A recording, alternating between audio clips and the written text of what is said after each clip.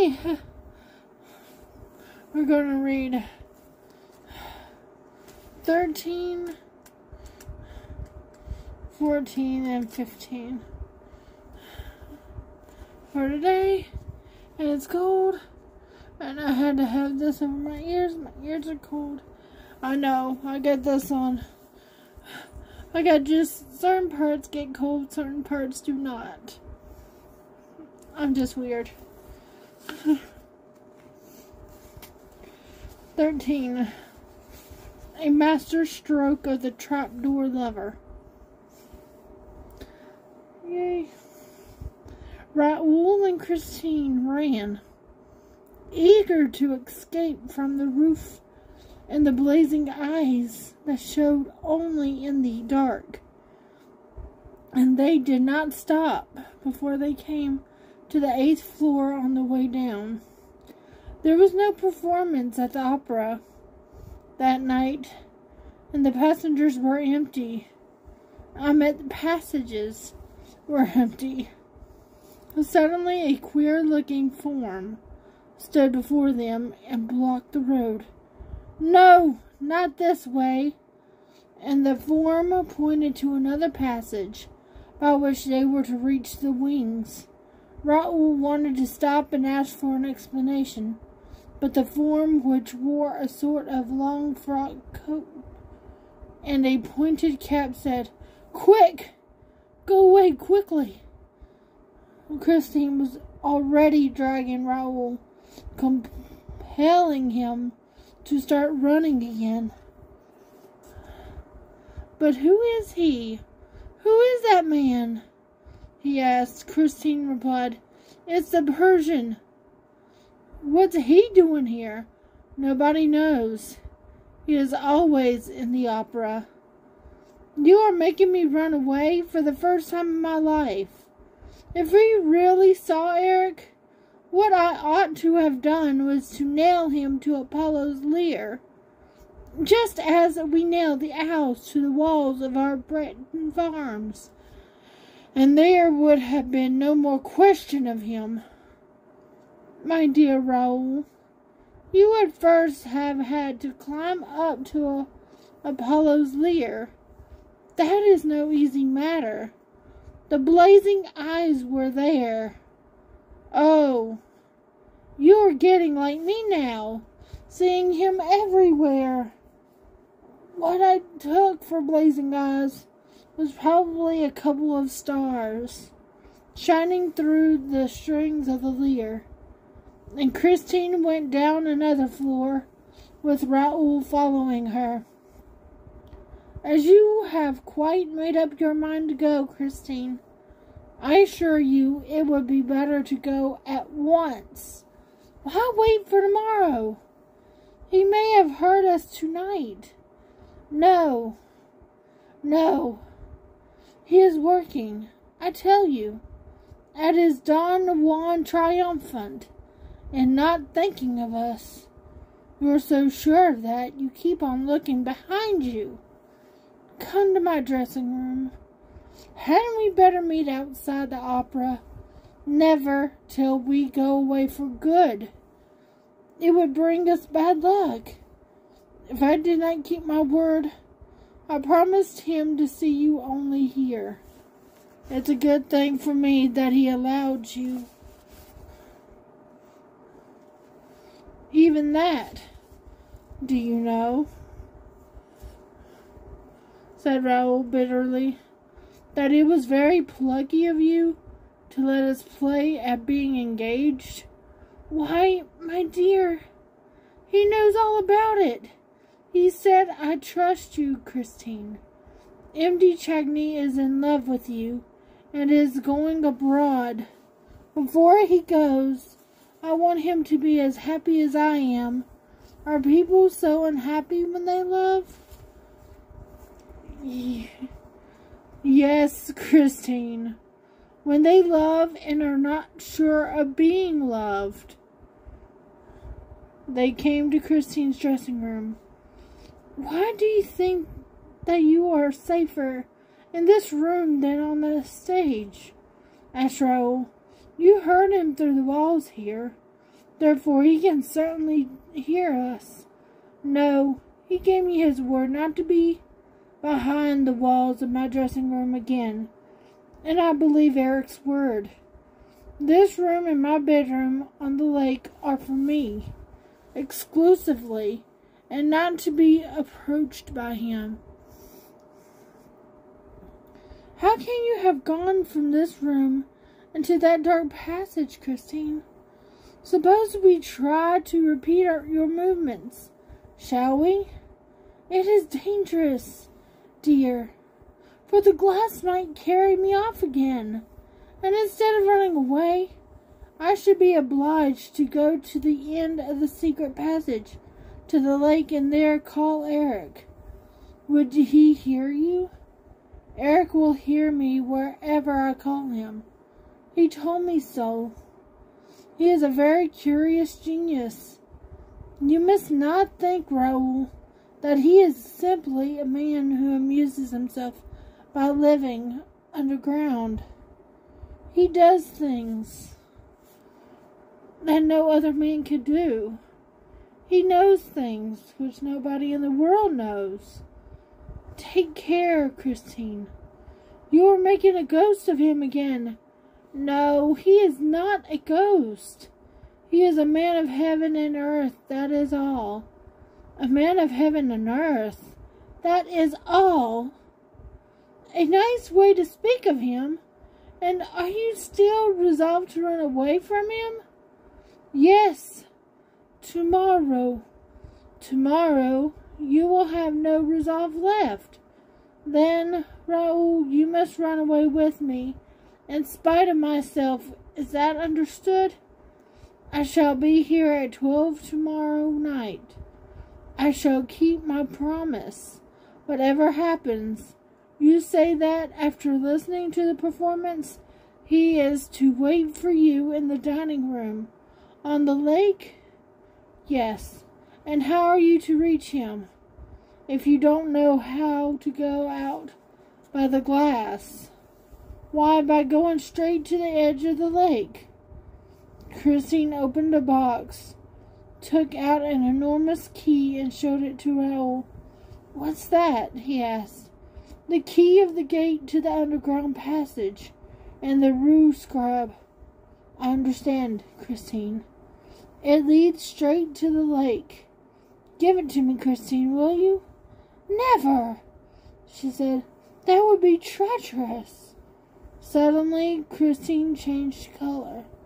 A mortal pallor overspread her feathers.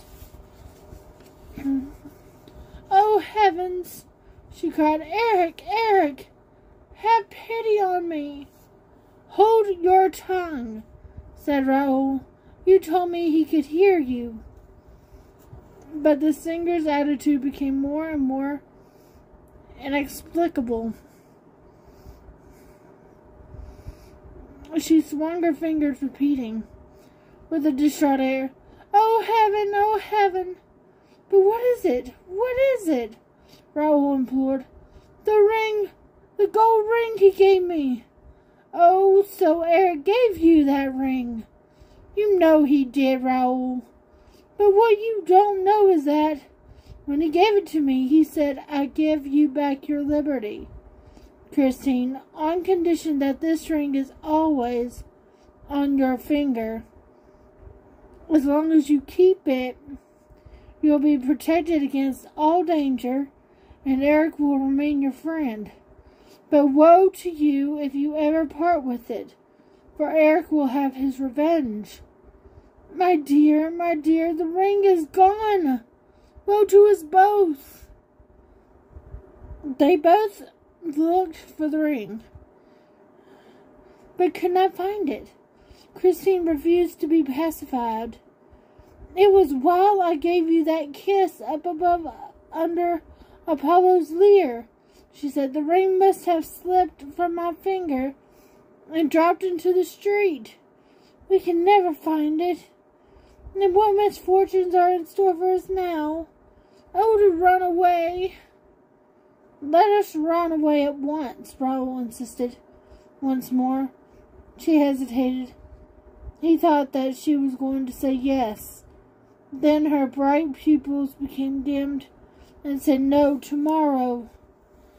And she left him hurriedly, still ringing and rubbing her fingers, as though she hoped to bring the ring back like that. Raoul went home, greatly perturbed at all that he had heard.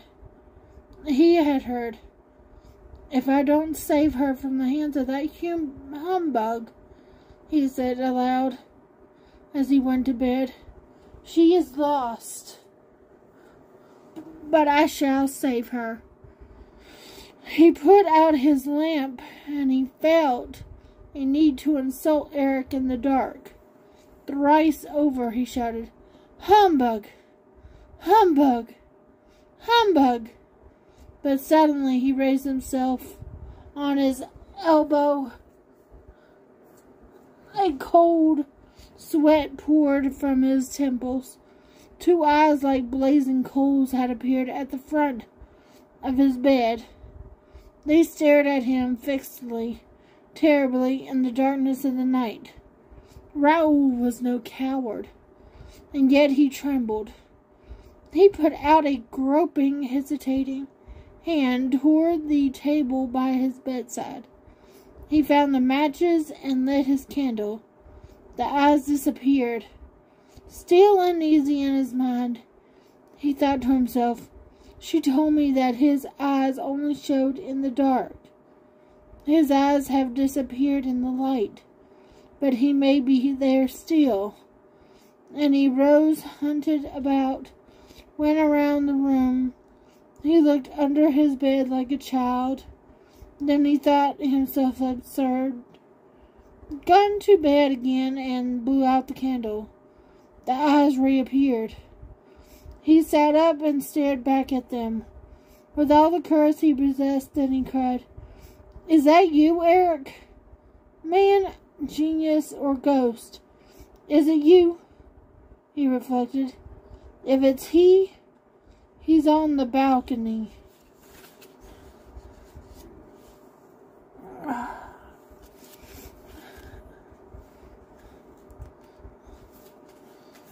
Then he ran to the chest of drawers and groped for his revolver. He opened the balcony window, looked out, saw nothing, and closed the window again. He went back to bed, shivering, for the night was cold, and put the revolver on the table within his reach. The eyes were still there, at the foot of the bed. Were they between the bed and the window pane, or behind the pane? That is to say, on the balcony?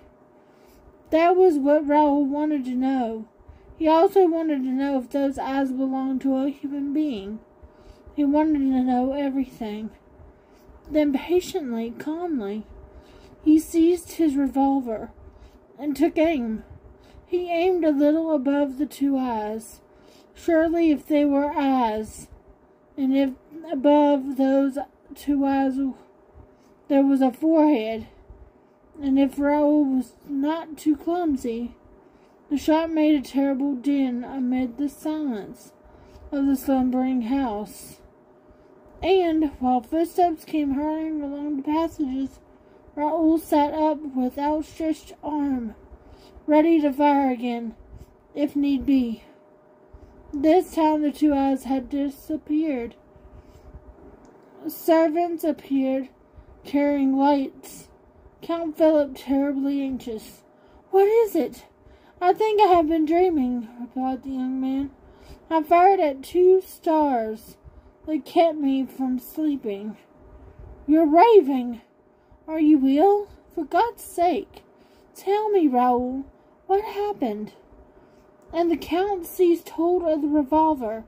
No, I'm not raving. Besides, we shall soon see." He got out of bed, put on a dressing gown and slippers, took a light from the hands of a servant, and opened the window, stepped out on the balcony. The Count saw that the window had been pierced by a bullet at a man's height. Raoul was leaning over the balcony with his candle. "Aha!" he said. "Blood! Blood! Here there, more blood! That's a good thing. A ghost who bleeds is less dangerous." He grinned. "Raoul! Raoul! Raoul!" The Count was shaking him as though he were trying to waken a sleepwalker. "But, my dear brother, I'm not asleep," Raoul protested impatiently. "You can see the blood for yourself. I thought I had been dreaming and firing at 2 stars. It was Eric's eyes, and here is his blood. After all, perhaps I was wrong to shoot, and Christine is quite capable of never forgiving me. All this would not have happened if I had drawn the curtains before going to bed. Raoul, have you suddenly gone mad? Wake up! What, still? You would do better to help me find Eric. For, after all, a ghost who bleeds can also be found." The Count's valet said, "That is so, sir. There is blood on the balcony." The other manservant brought a lamp by the light of which they examined the balcony carefully. The marks of blood followed the rail till they reached a gutter spout. Then they went up the gutter spout. "My dear fellow," said Count Philip, "you have fired at a cat. The misfortune is," said Raoul with a grin, "that it's quite possible. With Eric, you never know. Is it Eric? Is it the cat? Is it the ghost? No. With Eric, you can't tell." Raoul went on making this strange sort of remarks which corresponded so intimately and logically with the preoccupation of his brain, and which, at the same time, tended to persuade many people that his mind was unhinged.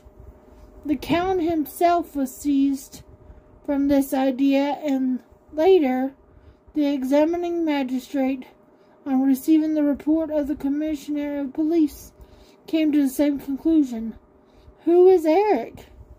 asked the Count, pressing his brother's hand. "He is my rival, and if he's not dead, it's a pity." He dismissed the servants with a wave of the hand, and the 2 Chagneys were left alone. But the men were not out of earshot before the Count's valet heard Raoul say, distinctly and emphatically, "I shall carry off Christine Daae tonight." This phrase was afterward repeated to M. Fayer, the examining magistrate, but no one ever knew exactly what passed between the 2 brothers at this interview. The servants declared that this was not their first quarrel. Their voices penetrated the wall, and there was always an actress called Christine Daae that was in question. At breakfast, the early morning breakfast, which the Count took in his study, Philip sent for his brother. Raoul arrived silent and gloomy. The scene was a very short one. Philip handed his brother a copy of the Epoque and said, "Read that." The Viscount read, "The latest news in the Faubourg is that there is a promise of marriage between Christine Daae, the opera singer, and M.L. the Viscount Raoul de Chagny. If the gossips are to be credited, Count Philip has sworn that, for the first time on record, the Chagnys shall not keep their promise, but as love is all-powerful at the opera as, and even more than, elsewhere, we wonder how Count Philip intends to prevent the Viscount, his brother, from leading the new Margarita to the altar.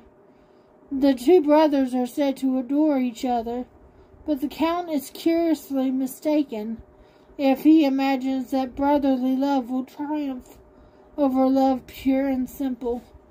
"You see, Raoul," said the Count, "you are making this ridiculous. That little girl has turned your head with her ghost stories." The Viscount had evidently repeated Christine's narrative to his brother during the night. All that he now said was, "Goodbye, Philip. Have you quite made up your mind?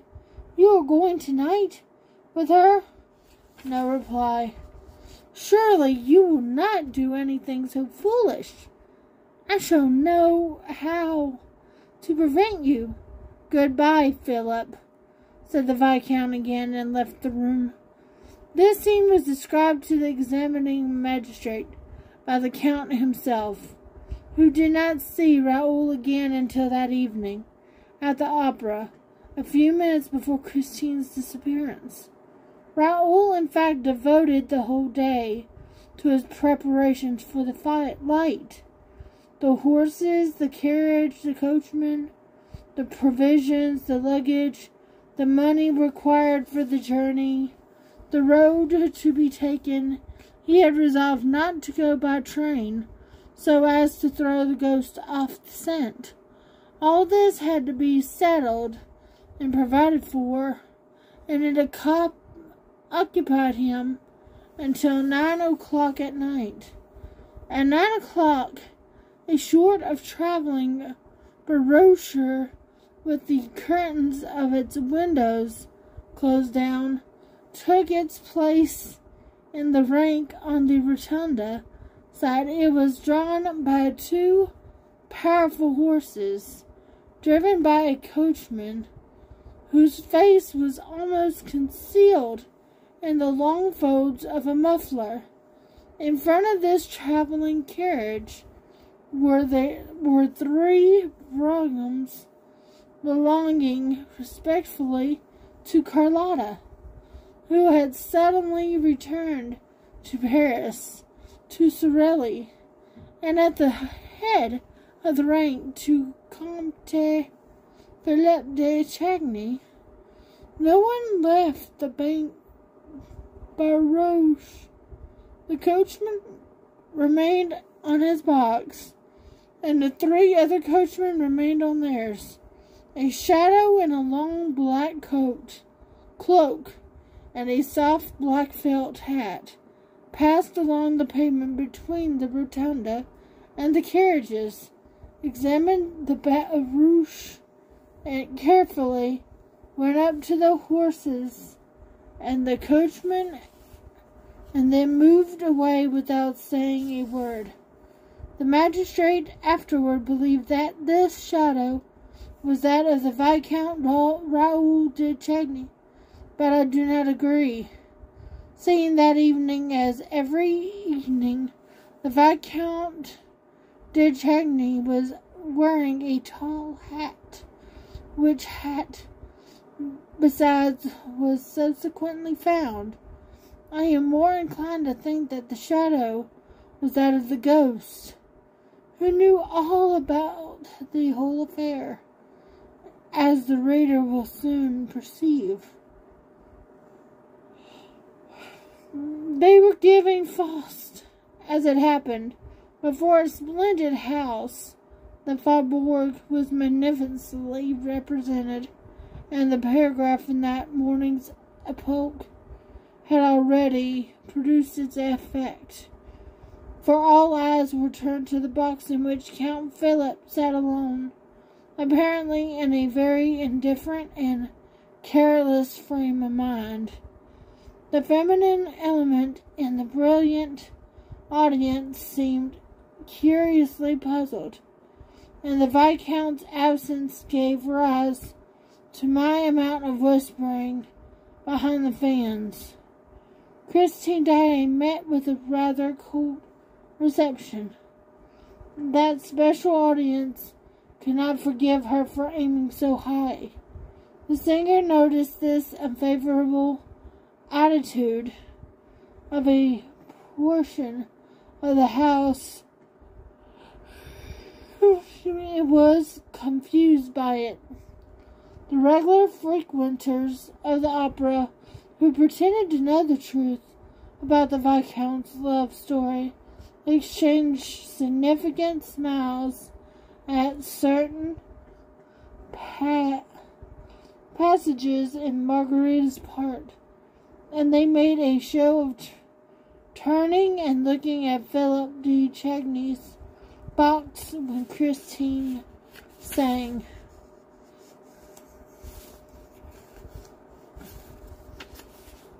I wish I could, but I know who was he that addressed me, if he was noble, or at least what his name is.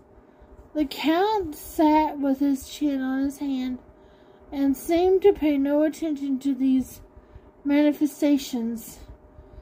He kept his eyes fixed on the stage, but his thoughts appeared to be far away. Christine lost her self-assurance.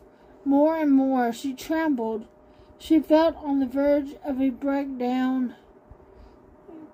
Corliss Fanta wondered if she was ill, if she could keep the stage until the end of the garden act. In the front of the house, people remembered the catastrophe that had befallen Carlotta at the end of that act in the historic co-act.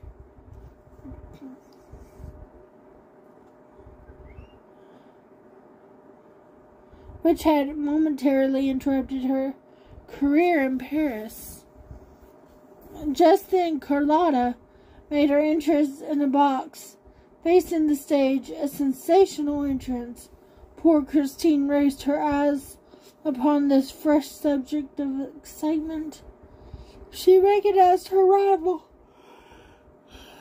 She thought she saw a sneer on her lips that saved her. She forgot everything in order to triumph once more. From that moment, the prima donna sang with all her heart and soul. She tried to surpass all that she had done till then, and she succeeded. In the last act, when she began the invocation to the angels, she made all the members of the audience feel as though they too had wings. In the center of the amphitheater, a man stood up and remained standing, facing the singer. It was Raoul, holy angel in heaven, blessed, and Christine, her arms outstretched, her throat filled with music. The glory of her hair falling over her bare shoulders, uttered the divine cry, "My spirit longs with thee to rest." It was at that moment that the stages were suddenly plunged in darkness. It happened so quickly that the spectators hardly had time to utter a sound of stupefaction, for the gas had once lit up the stage again. Excuse me, but Christine Daae was no longer there. What had become of her? What was that miracle? All exchanged glances without understanding, and the excitement at once reached its height. Nor was the tension any less great on the stage itself. Men rushed from the wings to the spot where Christine had been singing that very instant. The performance was uninterrupted amid the greatest disorder. Where did Christine gone?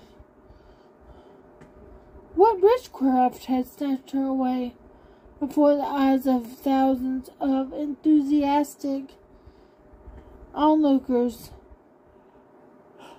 And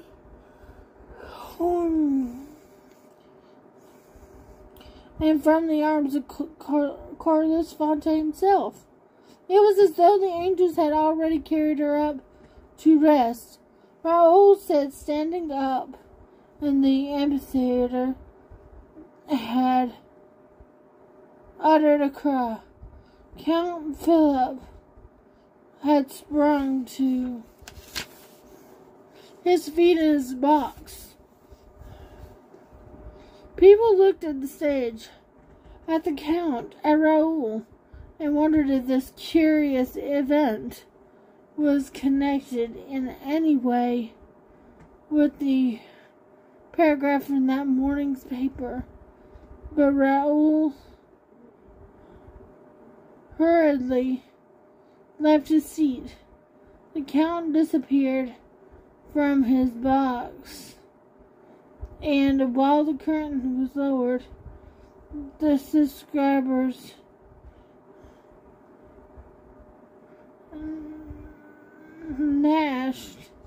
rushed to the order that led behind the scenes. The rest of the audience waited amid an indescribable hubbub.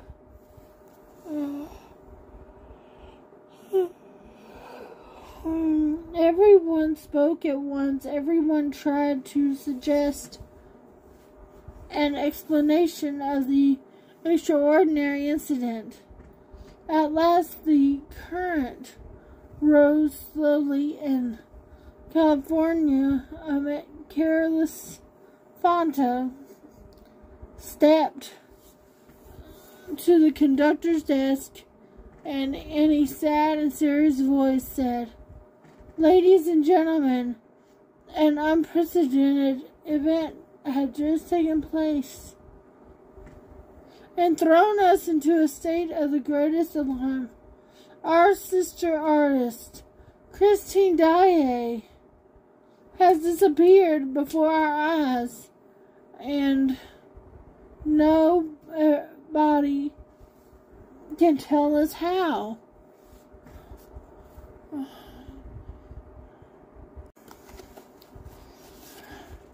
Chapter 14. The singular attitude of a safety pin. Behind the curtain, there was an indescribable crowd. Artists, scene shifters, dancers, supers, choristers, subscribers were all asking questions, shouting and hustling one another. "What became of her?" "She's run away." "With the Viscount Duchesne, of course." "No, with the Count." "Ah, here's Carlotta. Carlotta did the trick." "No, it was the ghost."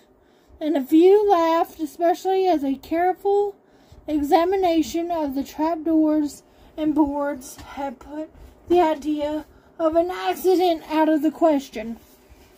Amid this noisy throng, three men stood talking in a low voice and with despairing gestures. They were Gabriel, the course master, Mercier, the acting manager, and Remy, the secretary. They retired to a corner of the lobby by which the stage communicates with the wide passage leading to the foyer of the ballet. Here they stood and argued behind some enormous properties. "I knocked at the door," said Remy. "They did not answer. Perhaps they are not in the office. Any case, it's impossible to find out, for they took the keys with them." They were obviously the managers who had given orders during the last entr'acte that they were not to be disturbed. on any pretext whatever. They were not into anybody. All the same, exclaimed Gabriel, a singer isn't run away with from the middle of the stage every day. Did you shout that to them? Asked Mercier impatiently. I'll go back again, said Remy, and disappeared at a run. Thereupon the stage manager arrived. Well, M. Mercier, are you coming? What are you two doing here? You're wanted, Mr. Acting Manager. I refuse to know or do anything before the commissary arrives, declared Mercier. I have sent for Meffroid. We shall see when he comes. And I tell you that you ought to go down to the organ at once. Not before the commissary comes. I've been down to the organ myself already. Ah, and what did you see? Well, I saw nobody. Did you hear? Nobody. What do you want me to go down there for?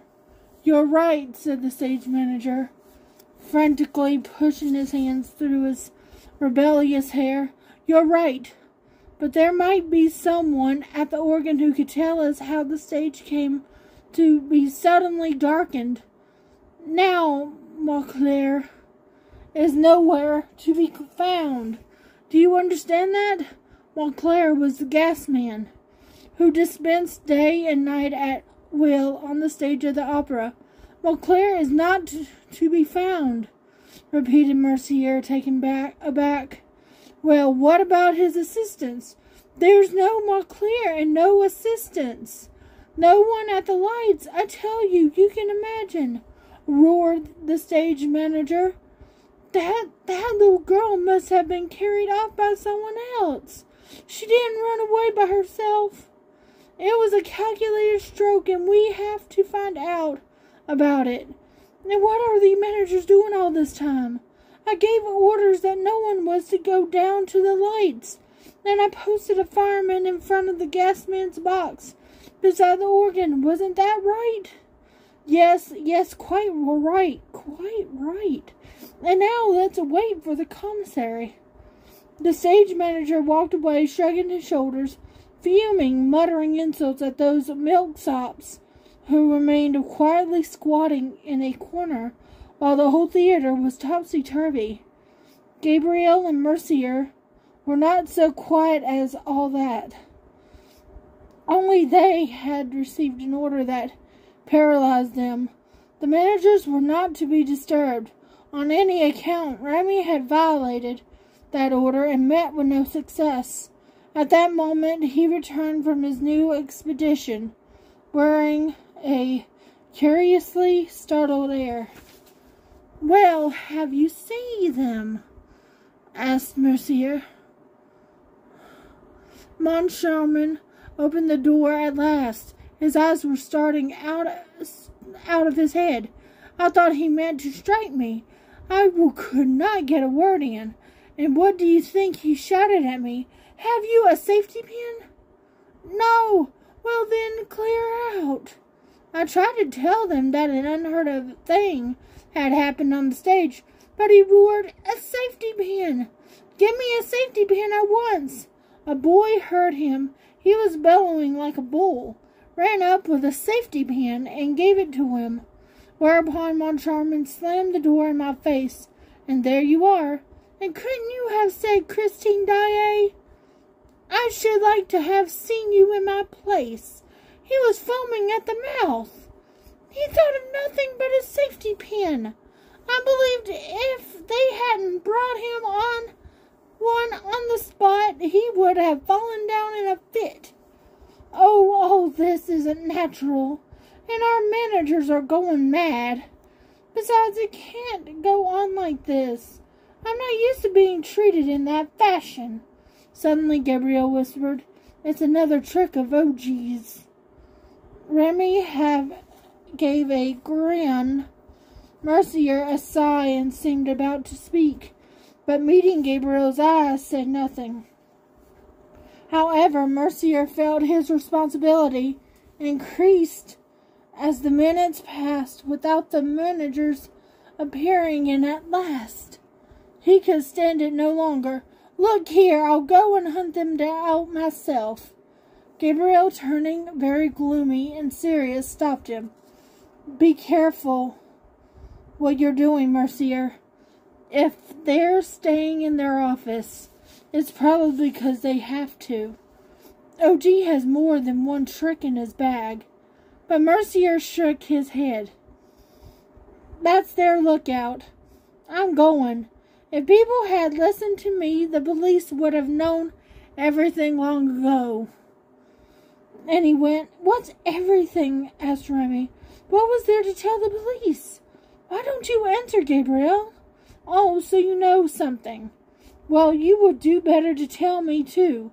If you don't want to shout out that you are all going mad. Yes, that's what you are, mad." Gabriel put on a stupid look and pretended not to understand the private secretary's unseemly outburst. "What something am I supposed to know?" he said. "I don't know what you mean." Remy began to lose his temper. "This evening, Richard and Moncharmin were behaving like lunatics here between the acts." "I never noticed it," growled Gabriel, very much annoyed. "Then you're the only one. Do you think that I didn't see them? And that M. Paribus, the manager of the Credit Central, noticed nothing? And that M. de la Borderie, the ambassador, has no eyes to see with?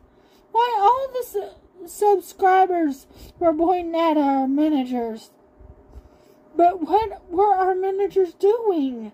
asked Gabriel, putting on his most innocent air. "What were they doing? You know better than that. You know better than anyone. What they were doing? You were there. And you were watching them. You and Mercier. And you were the only two who didn't laugh. I don't understand." Gabriel raised his arms and dropped them to his sides again, which gesture was meant to convey that the question did not interest him in the least. Remy continued. "What is the sense of this new mania of theirs? Why won't they have anyone come near them now? What? Won't they have anyone come near them? And they won't let anyone touch them." "Really? Have you noticed that they won't let anyone touch them? That is certainly odd." "Oh, so you admit it. And high time, too. And then they walk backward." "Backward? You have seen our managers walk backward? Why, I thought that only crabs walk backward." "Don't laugh, Gabriel. Don't laugh." "I'm not laughing," protested Gabriel, looking as solemn as a judge. "Perhaps you can tell me this, Gabriel, as you're an intimate friend of the management. When I went up to him, Richard, outside the foyer during the garden interval, with my hand out before me, why did M. Moncharmin hurriedly whisper to me, 'Go away, whatever you do, don't touch M. le Directeur'? Am I supposed to have an infectious disease? It's incredible." And a little later, when M. de la Borderie went up to M. Richard, "Didn't you see M. Moncharmin fling himself between them and hear them exclaim, 'M. l'ambassadeur, I entreat you not to touch M. le Directeur'? It's terrible." "And what was Richard doing meanwhile?" "What was he doing? Why, you saw him. He turned about in front of him, though there was nobody in front of him, and withdrew backward. And Moncharmin, being Richard, also turned about, that is, he described a semicircle behind Richard, and also walked backward. And they went like that to the staircase leading to the manager's office. Backward, backward, backward. Well, if they are not mad, will you explain what it means? Perhaps they were practicing a figure in the ballet, suggested Gabriel without much conviction in his voice. The secretary was furious at this wretched joke made at so dramatic a moment. He knit his brows and contracted his lips. Then he put his mouth to Gabriel's ear. Don't be so sly, Gabriel. There are things going on for which you and Mercier are partly responsible. What do you mean? Asked Gabriel. Christine Daae is not the only one who suddenly disappeared tonight. Oh, nonsense. There's no nonsense about it. Perhaps you can tell me why, when Mother Giry came down to the foyer just now, Mercier took her by the hand and hurried her away with him. Really? Said Gabriel. I never saw it. You did see it, Gabriel, for you went with Mercier and Mother Giry to Mercier's office. Since then, you and Mercier have been seen, but no one has seen Mother Giry. Do you think we've eaten her? No, but you've locked her up in the office, and anyone passing the office can hear her yelling, "Oh, the scoundrels! Oh, the scoundrels!" At this point of this singular conversation, Mercier arrived all out of breath. There, he said in a gloomy voice. It's worse than ever. I shouted. It's a serious matter. Open the door. It's I, Mercier. I heard footsteps. The door opened and Moncharmin appeared. He was very pale. He said, What do you want? I answered, Someone has run away with Christine Daae. What do you think? He said. And a good job, too. And he shut the door after putting this in my hand. Mercier opened his hand. Remy and Gabriel looked. The safety pin, cried Remy. Strange, strange, muttered Gabriel, who could not help shivering. Suddenly a voice made them all three turn around. I beg your pardon, gentlemen. Could you tell me where Christine Daae is? In spite of the seriousness of the circumstances, the absurdity of the question would have made them roar with laughter if they had not caught sight of a face so sorrow-stricken that they were at once seized with pity. It was the Viscount Raoul de Tagny. Chapter 15. Christine, Christine. Raoul's first thought about Christine Daae's fantastic disappearance was to accuse Eric. He no longer doubted the almost supernatural powers of the angel of music in this domain of the opera in which he had set up his empire. And Raoul rushed on the stage in a mad fit of love and despair. Christine! Christine!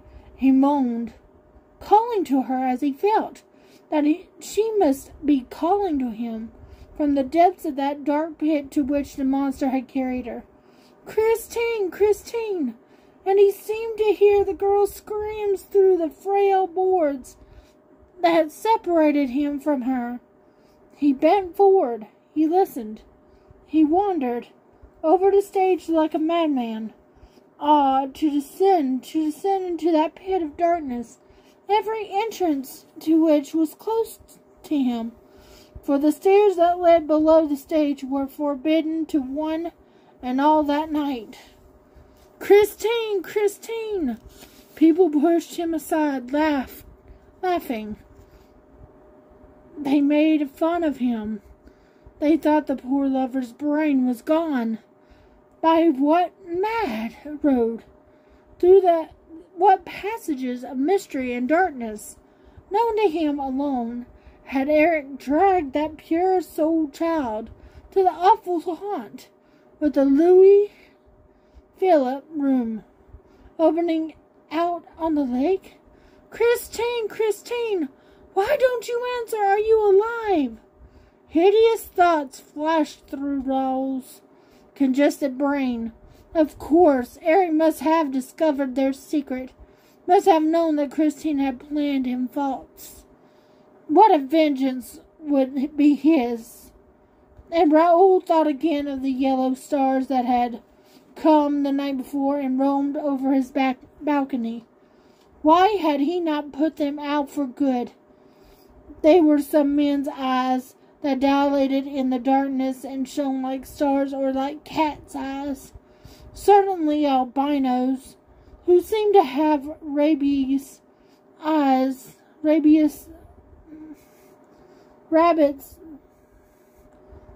eyes by day, had cat's eyes by night. Everybody knew that. Yes, he had undoubtedly fired at Eric. Why had he not killed him? The monster had fled up the gutter spout like a cat, or a convict, who everybody knew that also would scale the very skies with the help of a gutter spout. No doubt Eric was at that time contemplating some decisive step against Raoul, but he had been wounded and had escaped to turn against poor Christine instead.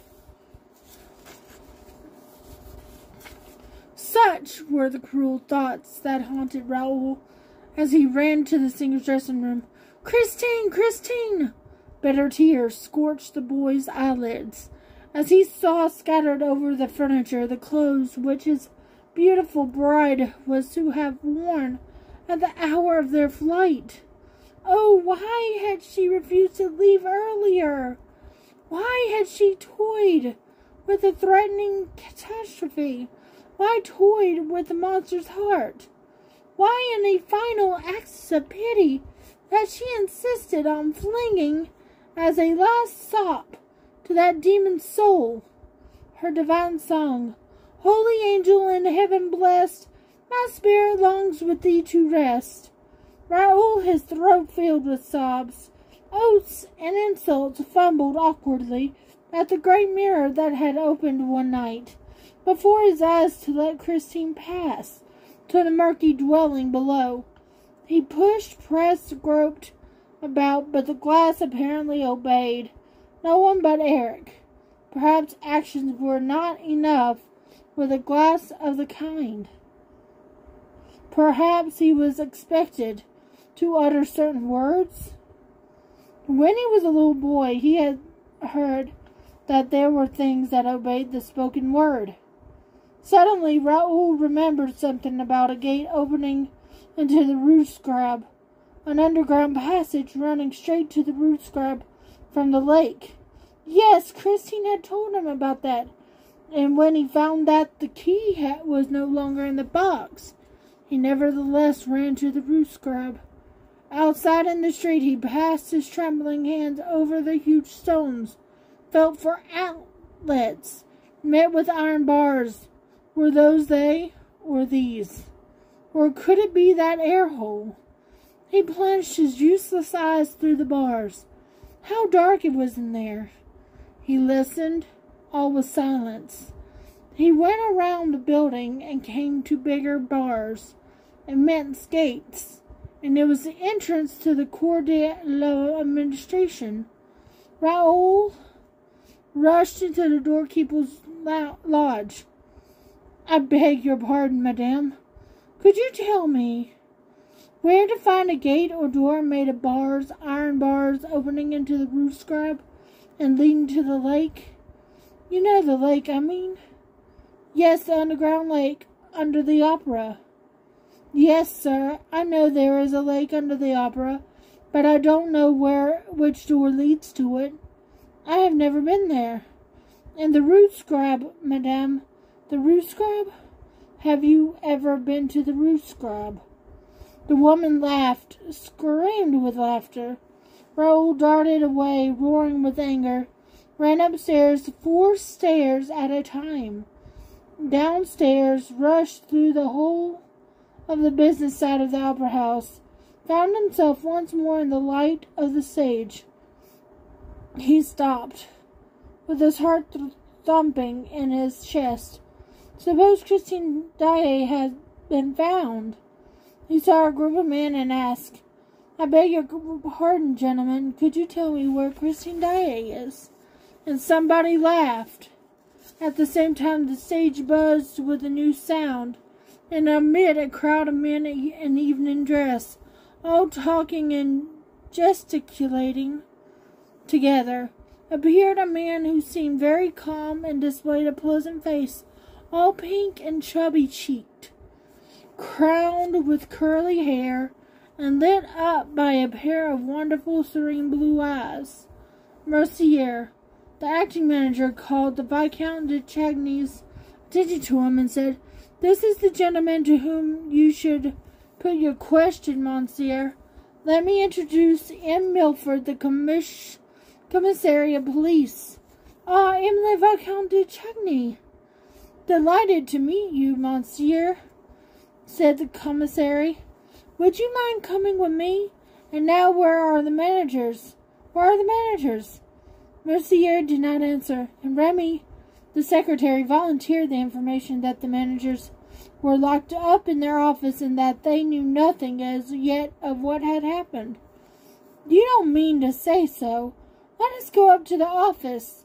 And M. Milford, followed by an ever-increasing crowd, turned toward the business side of the building.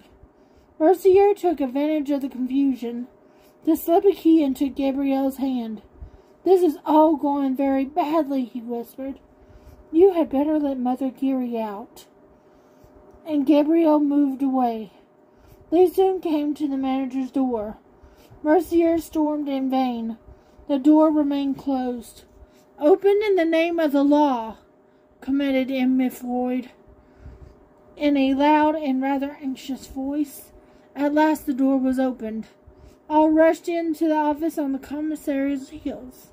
Raoul was the last to enter.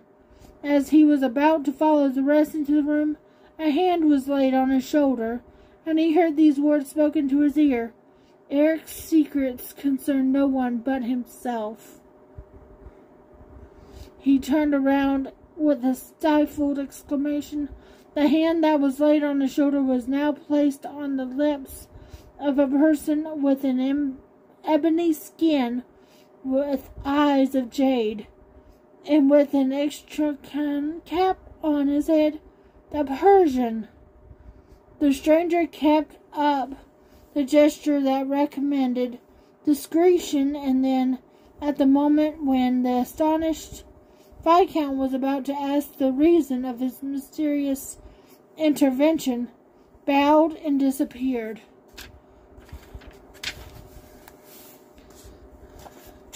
That's all for today.